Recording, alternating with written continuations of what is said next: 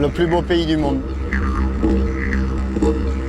La première fois où on voit le lac, c'est vrai que c'est quand même, c'est assez magique, c'est sûr. C'est cette surface, cette grandeur, ouais. De végétation, d'eau. Les écrevisses, c'est la pleine saison en ce moment. Ça c'est quand même, ça fait partie des belles écrevisses. Son histoire, ça remonte à pratiquement 40 ans. C'est une écrevisse de Louisiane, qui arrive de Louisiane, et elle est arrivée en Europe dans les années 70. C'est un Espagnol qui a commencé à travailler cette écrevisse, et des Français ont fait la même chose. Et puis aujourd'hui, d'année en année, ils colonisent, pour dire, tout le territoire. Il y a une douzaine d'années, les gars en pêchaient une de temps en temps, et puis deux, et puis l'année d'après, c'était un seau, et puis ainsi de suite. Et aujourd'hui, ça a été l'explosion vraiment en 2007.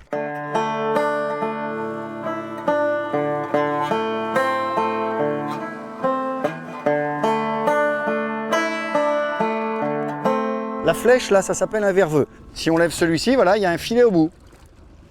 Voilà, on peut voir sur toute sa longueur comment est capturé le poisson.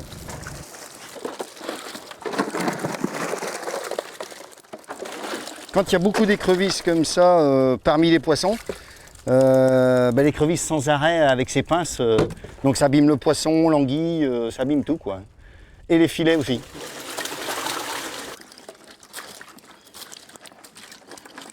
C'est un crustacé d'eau douce. On la compare souvent à une langoustine, mais bon, c'est quand même pas la même chose. C'est pas la même chose du tout. Ça a une chair qui est beaucoup plus ferme. Bon, faut bien assaisonner parce que autrement c'est un petit peu fadasse, quoi. Mais elle est bonne, elle est très bonne. Ouais. C'est toujours la découverte quand on lève la poche.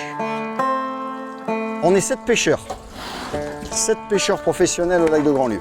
Pour moi, il appartient à personne et à tout le monde, quoi. Tout simplement.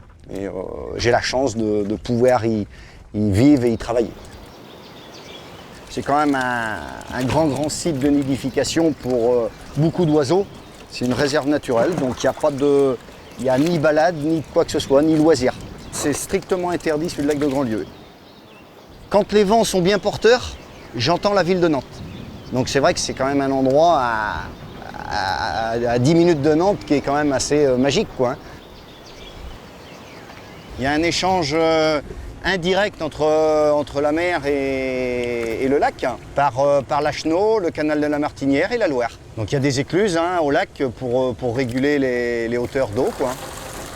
Voilà l'échange qu'il y a, d'où ce flux migratoire d'anguilles, de poissons. Voilà, l'anguille, elle a des reflets toutes jaunes, orangés. Ça, c'est dû au phénomène de l'écrevisse. Elle mange tellement d'écrevisses qu'elle en devient orangée. C'est incroyable, ça.